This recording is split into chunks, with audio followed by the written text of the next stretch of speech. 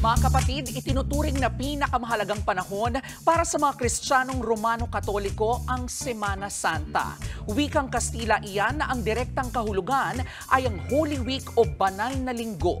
Isang linggong pag-alala ito sa mga huling araw bago tuluyang maipako sa krus si Jesus. Ayon po sa ilang tala, 16th century nang simulan ng Catholic Church ang Semana Santa. Naging paraan ito ng simbahan para ituro at ikwento ang naging pagsasakripisyo ni Jesus o Passion of Christ. Kung susundan ang tradisyon ng simbahan, ang Semana Santa ang huling bahagi ng Kwaresma o Lent. Iyong Lent nagsisimula sa Miyerkules ng Abo o Ash Wednesday.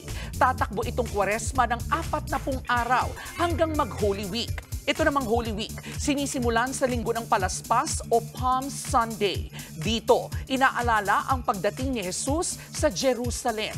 Magtatapos naman ito sa Easter Sunday o Linggo ng Pagkabuhay kung saan inaalala ang pagbabalik ni Jesus matapos siyang mamatay sa krus. Sa buong mundo, ang panahong ito ginagamit para magnilay, magdasal at gumawa ng mabuti sa kapwa.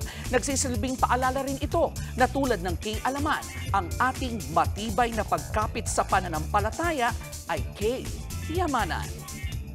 What's up mga kapatid? It's your sports tito Mike Reyes. Huwag magpahuli sa mga umaaksyong bakbakan at harapan sa loob at labas ng bansa. Para sa mga pandiin ng sports news, mag-follow at mag-subscribe sa social media pages ng News 5. Peace and love.